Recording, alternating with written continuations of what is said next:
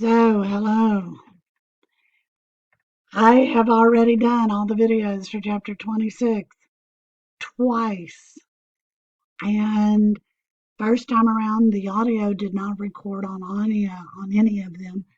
Second time around, it was splotchy. Hopefully, third time is the charm because, man, I've been over this enough. I could be a U.S. history teacher. But, so, the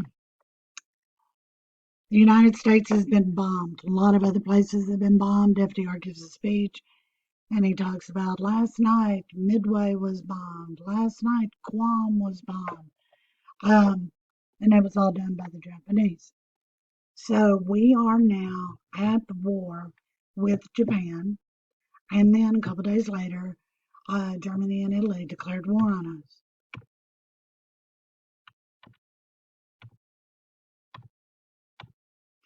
The original idea was we were going to go Europe first.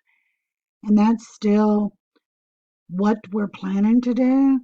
The idea is we'd put guys out in the Pacific and they would just defend themselves.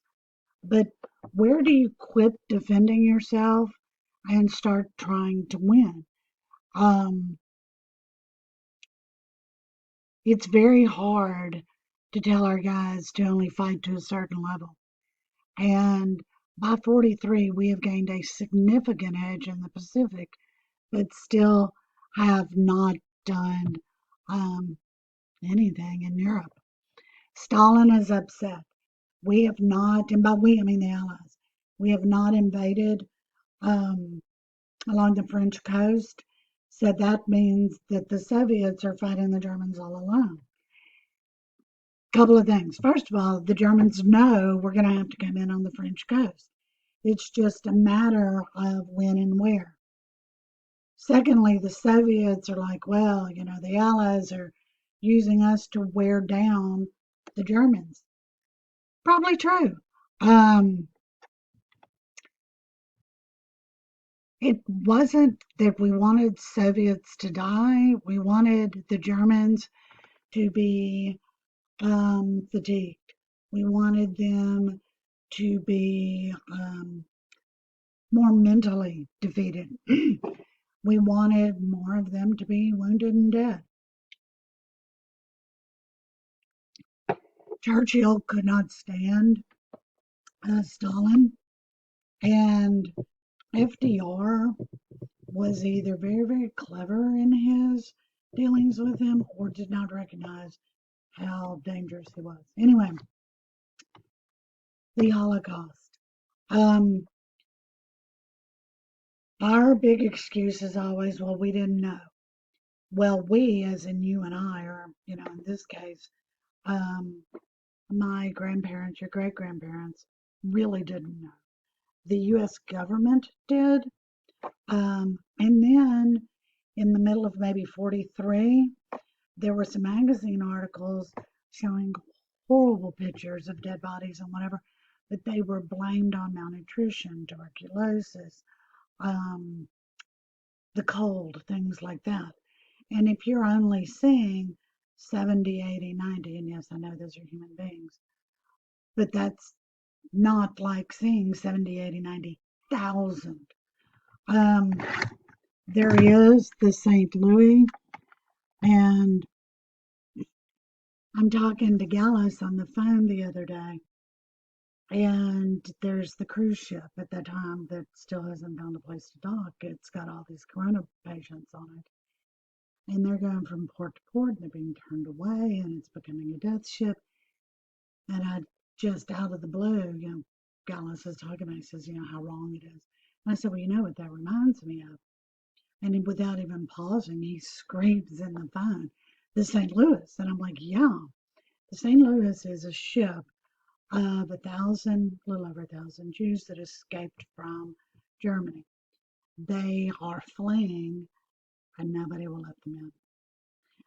This country says they've got a quota system. This country doesn't want to antagonize Hitler. This country's anti-Semitic, but is looking for other excuses. Most of these people ended up back in Europe. Most of them ended up in concentration camps. We were able to track them, so we do know. Um, the war ends the Great Depression. Everybody knows that. We begin spending our plants, our factories power back up. And you and I don't have a whole lot that we're able to buy. If there is leftover metal or rubber or paper, there are scrap metal drives and rubber drives. Little kids with their wagons knocking on your door want to know if you have any leftover pots and pans. They are literally beating these things down, melting these things down with material, weaving these things, making airplanes and army uniforms, parachutes. Um, there's not really anything left over for us to buy. So we've all got jobs and we don't have a lot to spend it on. The major unions do not strike. They impose the Smith-Connolly Act that says if you want to strike, you have got to notify your boss of your grievances. You've got to sit down and try and work it out 30 days before you can strike. And I'm fairly pro-union. I believe it's a good idea, blah blah blah blah. But I also believe asking everybody to calm down, take a deep breath, and try and work with each other is not a bad idea at all. The government, how did they pay for war? Well, taxes, duh, right? Um, Incoming tariffs, outgoing tariffs, income taxes, sales taxes, but war bonds. I love war bonds. I have war bonds at work in the cabinet in the corner of the room that I normally pull out right now and I show kids. Now, if you're an adult, you walk into the bank and you say, I would like to buy a war bond. A war bond is nothing more than a savings bond, but it is sold in times of war, in particular to help fund the military. Um, Now, little kids want to get involved. In England, they have these really weird little cards that they pass out to kids that I have silhouettes of the underside of German planes. So little kids, it's a big deal to memorize what they look like and be able to spot them. And then you go and report that to the home guard. Over here, we don't have that. The kids want to participate, and they're doing the scrap metal drives, they're doing the rubber drives, they're doing the paper drives. Um, they're raffle tickets for mom's quilt, whatever. But they're also buying war bonds. Well, where's a little kid in the 30s or 40s gonna get 15 bucks, 18 bucks? That's a lot of money. What they get is a little booklet. Can you see this with my wonderful little hatching on it? Your booklet is going to have this. I have a bunch of pages like this in it. And each one of these is going to be a stamp. Well, you buy a stamp to put on it. And depending on the book you buy, the stamp is going to be a penny or 2 pennies or 5 pennies. And you fill up your page. When you fill your page up, you turn and there's another page in your book. When you get your book filled, then you march on down to the bank with your 8-year-old self or your 10-year-old self or your 17-year-old self and you say, I would like to buy a war bond. And they sell you a war bond. And so it helps the military. But what's also very cool is these things start coming, they start maturing after the war. So if you bought it in, say, 43, it's going to mature in 48 or 53 or 58. So after you've gotten back and you're back on your feet and you want to go to college, or you want to buy a house, or you're having a baby, that money's coming due. The War Production Board. Now, you've heard a lot of people, I'm sure, talking about Trump and why doesn't he invoke the Defense Production Act and tell people what to produce. This comes from the War Production Board. Whereas our executive branch, in times of crisis, not on the daily, but in times of crisis, can tell factories, okay, you normally produce automobiles. Guess what? Now you're making tanks. You normally produce, I don't know, baby wipes. Well, now you're producing hand sanitizer. That's the War Production Board. It gave broad economic powers to the federal government. Um, But come to find out that we felt like it was over the entire economy. It's really not. It's overproduction just about only. In the year before we entered the war, there were 3.8 million automobiles produced in the United States. In the next 5 years, there were 3.8 million automobiles produced in the United States. And you're like, hold on, the same number produced in 1 year as in five? Yes.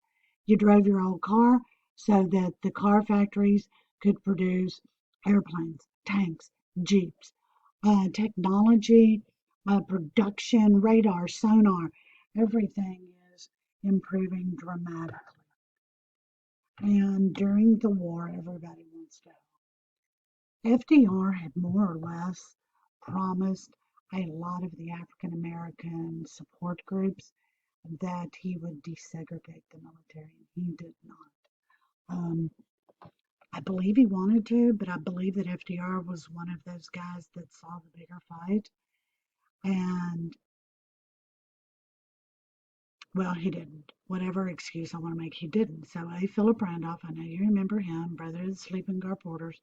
He is now the head of a large group of African American unionists, um, and he's also connected to the NAACP. He says, we're going to march on Washington unless you do something. Eventually, with Eleanor's interference, they come up with an executive order which puts into effect the Fair Employment Practice Commission. If you make in your factory, if you make goods for the military, for the government, the government can come in and investigate discrimination. What most people didn't realize, there were no enforcement powers. They had investigators, but they didn't have any prosecutors. They didn't. There was no penalty other than a sternly worded report. But luckily, like I said, most people didn't realize that. So if they got reported or if they were going to be investigated, they normally tried to do a better job. Um, as had happened in the Civil War and World War One, African Americans in the South migrated to the North to take factory jobs, take industry jobs. Now, one thing that a lot of people don't know about, or, well, I'm going to say don't, um, because until a couple of years ago, the only people that knew about code talkers were history dorks. I am not sure where the pause went in. So I may be repeating myself talking about large migration of African Americans from the South to the North. It's for jobs, it's to help in the war effort. But then Navajo Code Talkers. Navajo Code Talkers are soldiers in the U.S. military who are of Navajo descent and who speak the Navajo language. Why do we care? The Navajo language has never been written down. It's several hundred years old. It is not widely used anymore, and there's no written record. So even if the Japanese or the Germans intercept our messages, they can't decipher it. Because on one end you have a Navajo sending a message, on the other you have a Navajo receiving the message. Every one of these code talkers had a personal military bodyguard who was going to do his best to protect that code talker. And the reality is, if he can't protect him, he's going to kill him, because that's all it would take would be one person to break the code. Now, I know that sounds harsh. I'm going to stop with the Bracero program. This is a program where we, the United States, went to Mexico and begged people to come and work for us in the U.S. So many people were in the war. So many industries were fired up that there were just not enough people to fill all the jobs. Um, the Zoot Suit Riot's not a major thing. It's more of kind of a nativist, um, xenophobic um, problem. It is primarily between Mexican American immigrants and people who are already enrolled in the military, and it is over resources and things like that. See you in the next episode.